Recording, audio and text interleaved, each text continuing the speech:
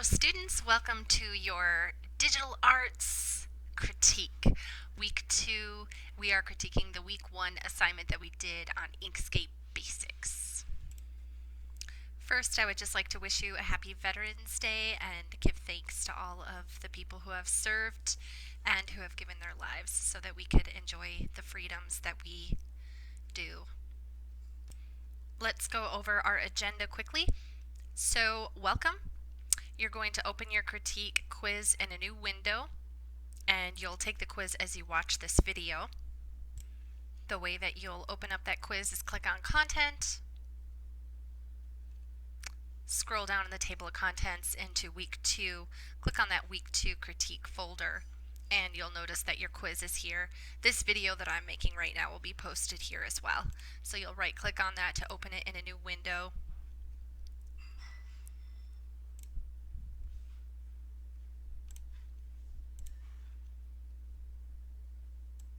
And then of course you can just go ahead, resize that, and you can put it aside for a little bit. We won't get to the actual material on the quiz for a little bit of time.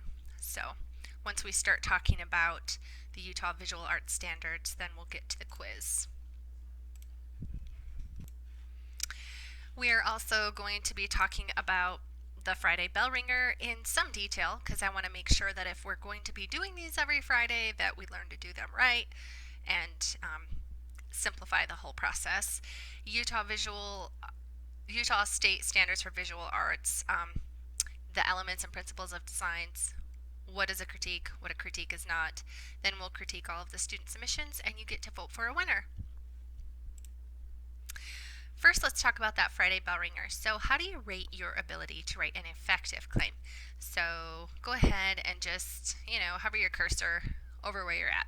Are you brilliant? Really good? Pretty good?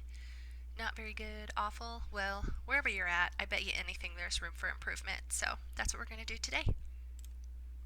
So remember that the prompt was, which is better, traditional or digital art? And if you watched all the videos in the week 1 lesson, then you got quite a bit of information about how exciting the digital art field is with all of the different technological mediums that we can use to create not only digital art that is two-dimensional on a screen or hanging on a wall, but also digital art that's interactive, three-dimensional, something that engages the participant.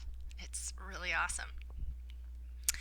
A claim should only be 1 sentence long, so let's have that be like the number 1 rule.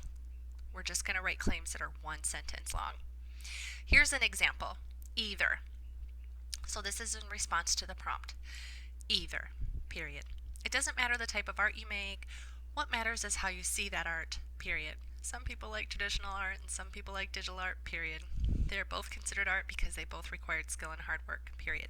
Now, excellent ideas.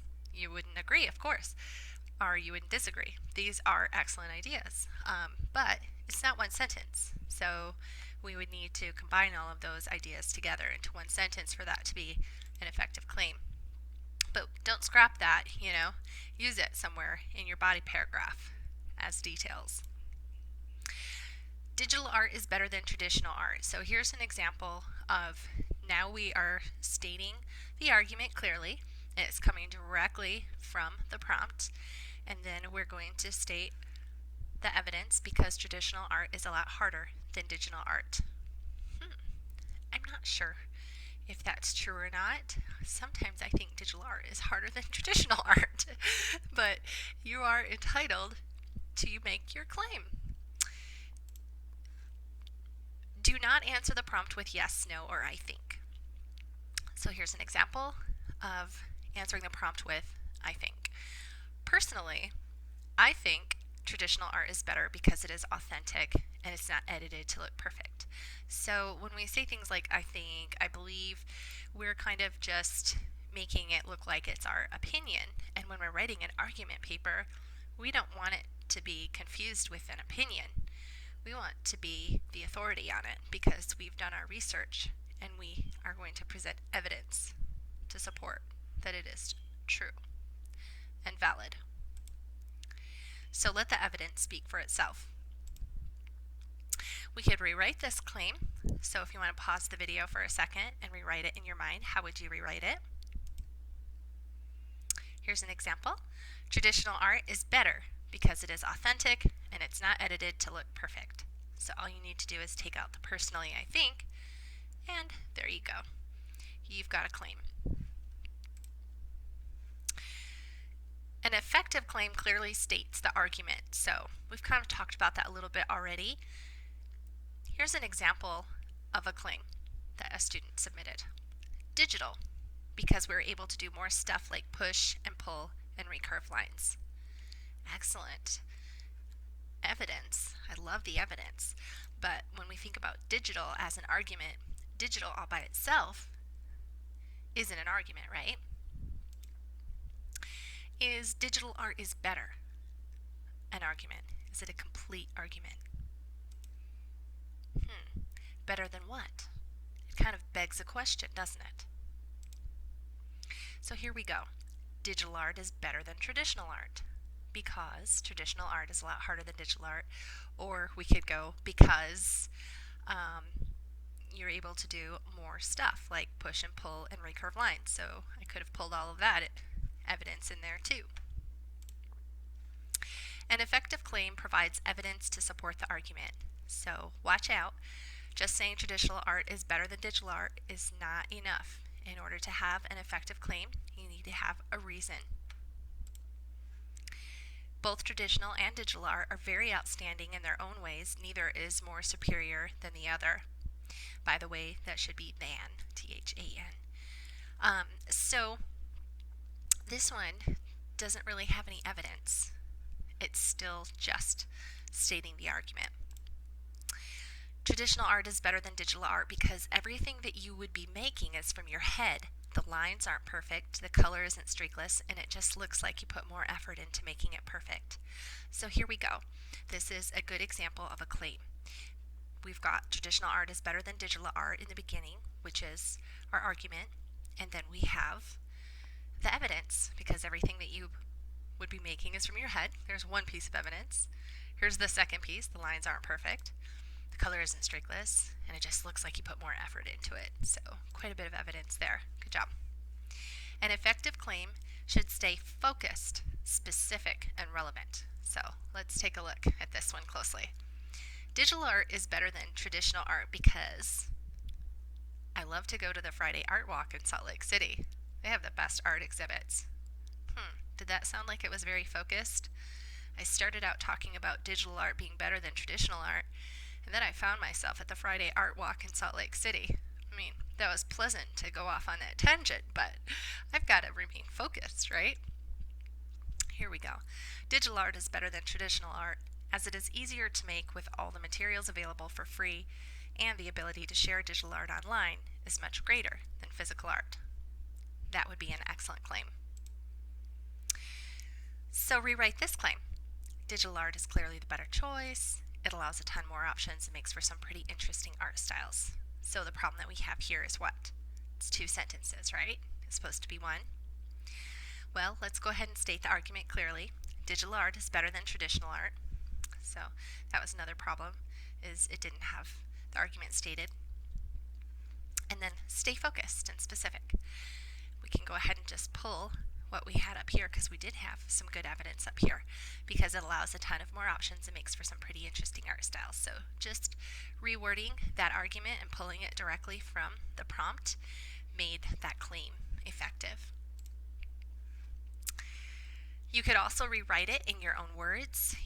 Revision is a part of that writing process. So maybe you got to thinking about it and thought of a better way to word it. Because having so many tools and options at one's fingertips provides an infinite number of ways one can create interesting art of all styles. No right or wrong answer. Do you know how to use a semicolon, people? So I saw a lot of opportunities for you guys to use semicolons. So I'm assuming that this is probably something that you haven't had a lot of opportunities to use, or you just haven't really learned it, or you learned it and then you forgot. So let's see if this time we can make it stick, okay? So we're just going to go ahead and take these two sentences that we have, traditional art is much better than digital art because it was made without the use of computer programs. And the second sentence, it is all original.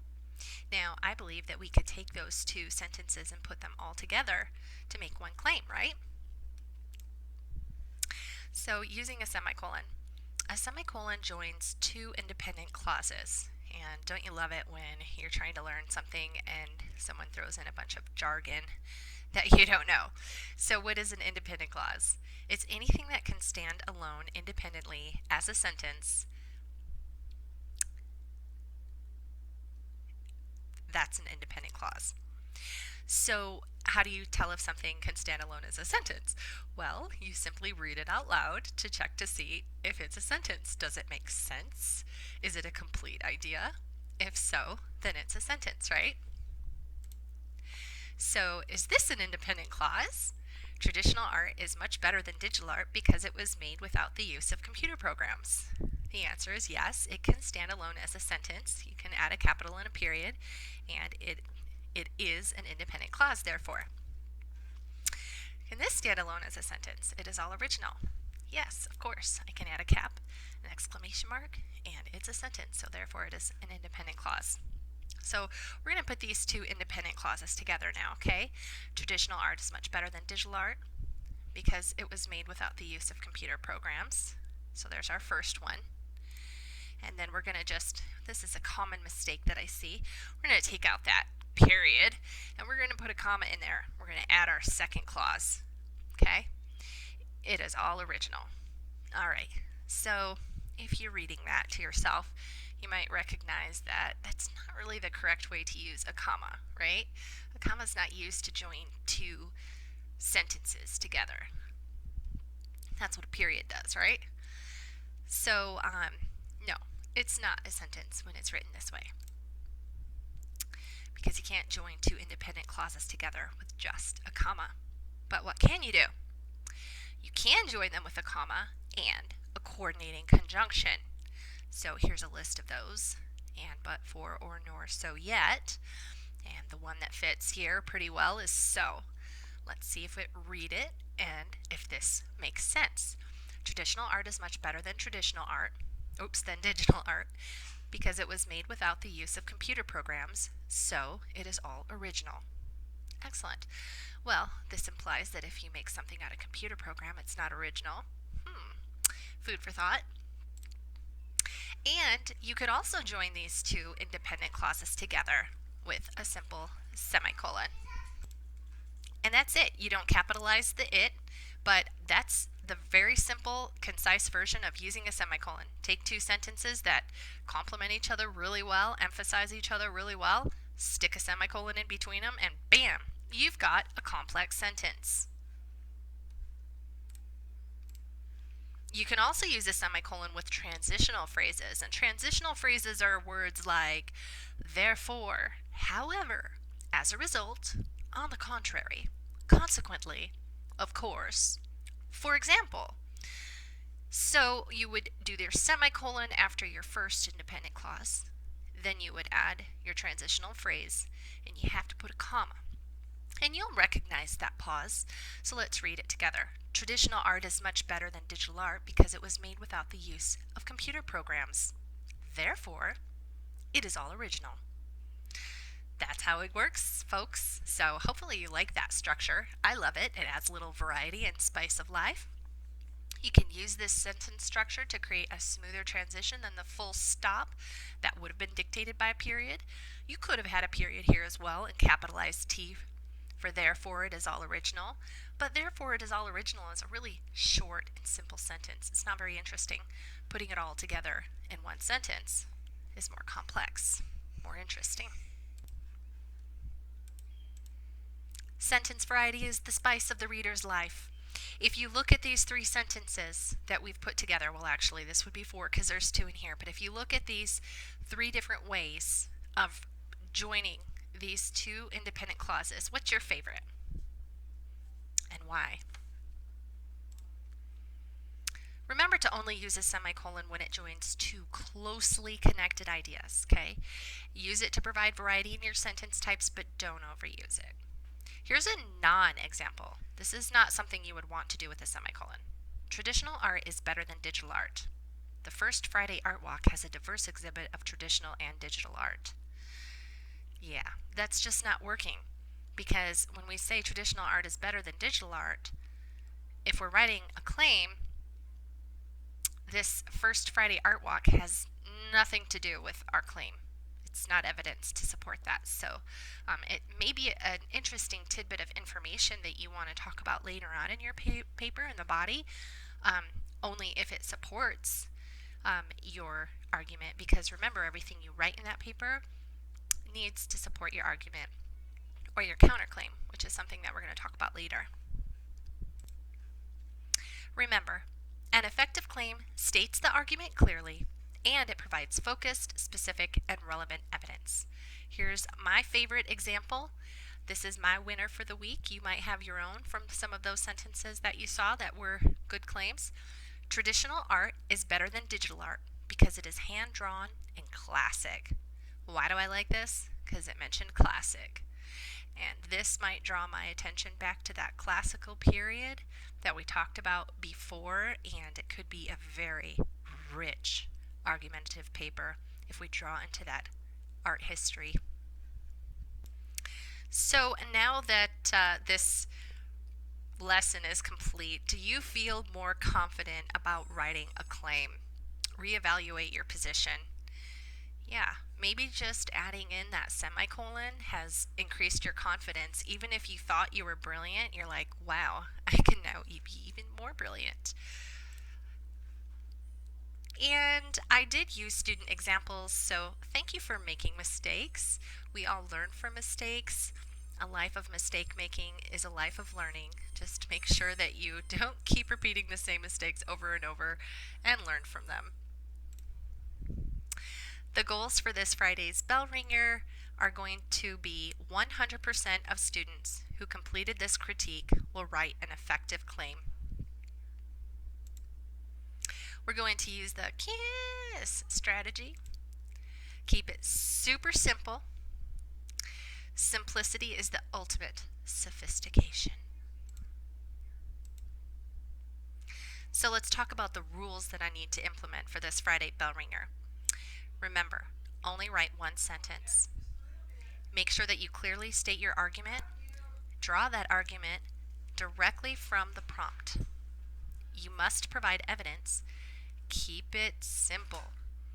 And bell ringers will only be open for 1 week. So from the Friday that I posted, you'll have 1 week to complete that bell ringer, and there will not be any makeups after they're closed. It will just be too organizational challenging for me since it's not a part of Blackboard, since it's being done separate in Google Docs. At this point, you can probably go ahead and pull that quiz out that you've started, because we're going to start talking about the Utah Visual Art Standards. There are 4 of them. Standard 1 is making, Standard 2 is perceiving, Standard 3 is expressing, and Standard 4 is contextualizing. Let's look at each of them quickly. Standard 1, making. Students will assemble and create and make are synonyms, visual art by manipulating art media and by organizing images with the elements and principles. So, Objective A, explore, understand, refine techniques and processes in a variety of media. Now, we're only going to be using Inkscape in this class as our media. And there will be refinement. Refinement is going to happen when you have your assignments graded and you look under the grades tab in the gradebook. You'll be able to read my comments. And if there is something that I feel that you haven't mastered, I'll ask you to go back and refine or add to it so that you can resubmit and get full credit. Objective B, create visual art using art elements and principles. This week, in your week 2 lesson, you learned about the elements of art and principles of design. So the reason why I asked you to learn about those is because you're going to need them in the making process, but you'll also need them in the other steps as well. Step 2 is perceiving. So this is where students will find meaning by analyzing, criticizing, and evaluating visual art. What does it mean to perceive? Perceiving is taking in information. How do you take in information? Through your five senses, right? Through the sense of sight, through the sense of sound, taste, smell, touch. That is perceiving, taking in information from the external world. So when you are looking at a work of art, you will be using those receptive powers, but you'll also have to kind of synthesize that internally, making sense of it, making meaning, finding meaning by analyzing, criticizing, and evaluating visual art. Objective A is the critique process. That's what we're doing right now. Objective B is to evaluate, and we'll be talking about evaluating in a little bit here. Expressing, standard 3. Students will create meaning. So not only are you perceiving meaning, but you are also expressing meaning. And this is really important that you gain this skill. Everybody has something important to share. And if you don't, then maybe some self-directed learning will get you to a point where you have something that you want to share. Objective A, create content and visual art. Content is substance. It's like reading a book with no substance is boring, or watching a movie that doesn't have a good plot. It's boring. Content, substance, a plot, conflict, something that makes you think, right? Perceive content. In order to understand how to create an impact on someone, you have to understand how you perceive things yourself so that you can invoke that response in others. Objective C, to curate means to organize or order artwork by the medium. And this medium that you're using in this class is digital art, right? Inkscape. And by content. So even though we'll use the same medium throughout the class, the content is going to change from one assignment to the next, right? And then the next standard or final standard is contextualizing. And you've all heard your teachers talking about context, right? Especially in English class when you have to use the context of this sentence to determine the meaning of this word, right? We've all heard that, and isn't that something that we all struggle with, or use the context of the paragraph to determine the main idea? So sometimes contextualizing isn't easy, but one of the nice things about art is it is visual. So it's usually pretty easy to interpret the context of something. Like you could tell if something is aligned with something historical or a geographical place. Like maybe someone climbed Mount Everest and did an artwork that was based on that challenge, personal experience. We've all got those that we can relate to and convey to others. So with contextualizing, you do find meaning in visual art, but you're doing it through other contexts, not just looking at like a picture, but thinking about how does it connect with other things in the world. Synthesizing is kind of like making all of those connections, putting it all together, synthesizing visual art with other educational subjects. So you have all of these subjects that you've been taking all of your life, books you've been reading, things you've been learning about. How can you make connections in the artwork with those subjects? How can you create a piece of artwork that's connected with something from an educational subject like science or physics or math? Objective C, evaluate the impact of visual life or visual art on life outside of school. So be thinking about like your artwork. It can be powerful, it can be influential.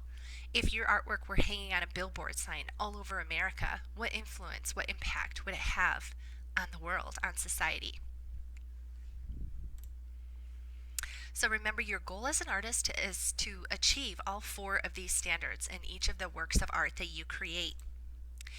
I want you to put thought into your art. How can you inspire your viewer to think and see things differently? Research a topic that interests you. Formulate a powerful message and communicate that in your artwork. Do something completely unexpected. Show us what you know. Excellent. So, if you're still taking your critique quiz, you might have found questions about the Utah Visual Arts Standards, and you could have used those slides. You can pause and rewind to go back to them if you need to. Next, we're going to talk about elements and principles of design. So you learned about these this week in your week 2 lesson. So I'm not going to go into detail because you've already done your lesson and you already know about line, shape, space, value, texture, color, and form. And you know about the principles: pattern, contrast, emphasis, balance, proportion, harmony, rhythm, and movement. So what I do want to emphasize is that these elements, doesn't matter if you call them the elements of art or the elements of design, they're the basic building blocks of art, just like the elements on the periodic table are the basic building blocks of life. So what is a critique? A critique is a 4-step critical thinking process. Step 1 is description. It's very superficial. It's pretty much what you see. It might be the medium as well. Is it a painting? Is it digital art? Is it an installation in a museum that is engaging and interactive? Is it sidewalk art? Is it an airplane painting in the sky? 2, analysis. What elements and principles of design are used and how? 3, interpretation. What's the message? And what is the context of the message? 4, evaluation. This is where you just kind of talk about, was the artist successful? It's kind of like if you're evaluated, basically want to know, did you successfully master the objectives that you were supposed to master in the unit or in the school year if you're taking SAGE? Here's some questions to ask about evaluation. Did the artist successfully use the elements and principles of design to create interest? Did the artist successfully convey a message? Did the artist successfully provoke thought by creating a work that speaks within the context of an educational, historical, political, or personal issue? So this is where I'm wanting you to dive in deep as a thinker when you are perceiving and when you are expressing. What a critique is not.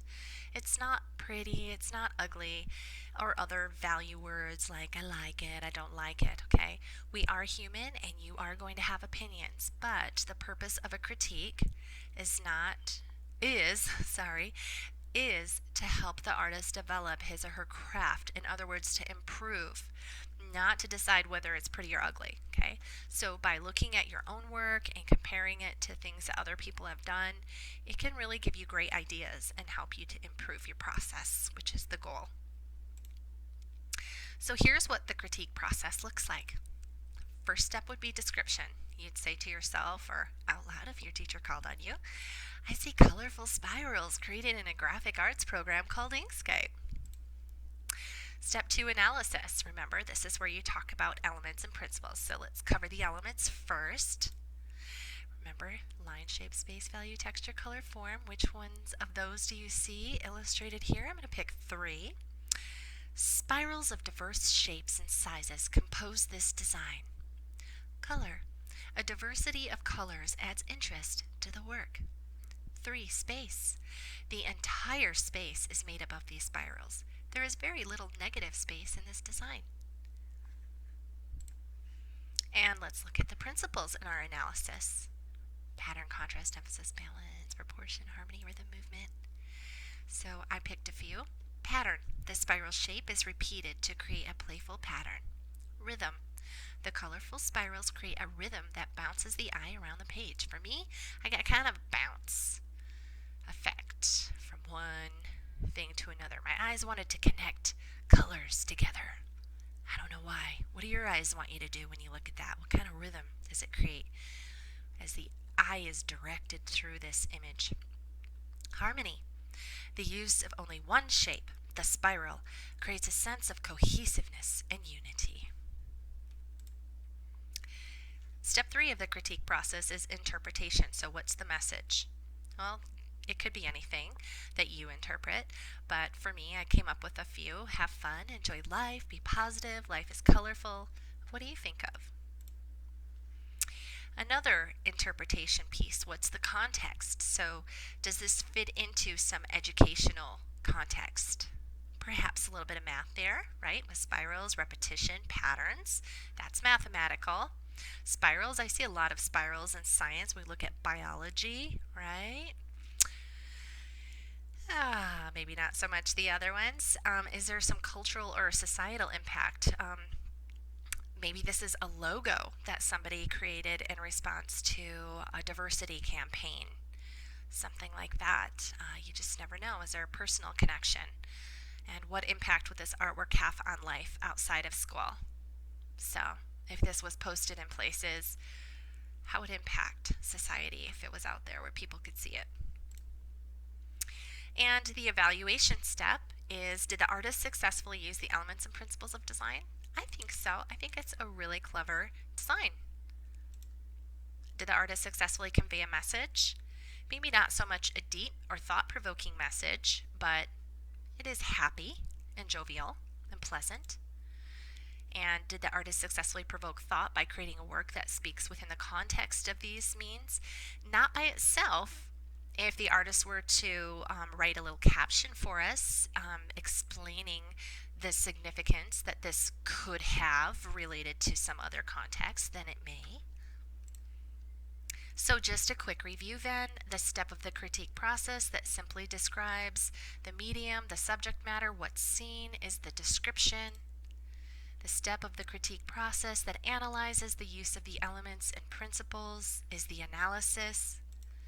The step of the critique process that takes a deeper look at the meaning and context behind the painting is interpretation.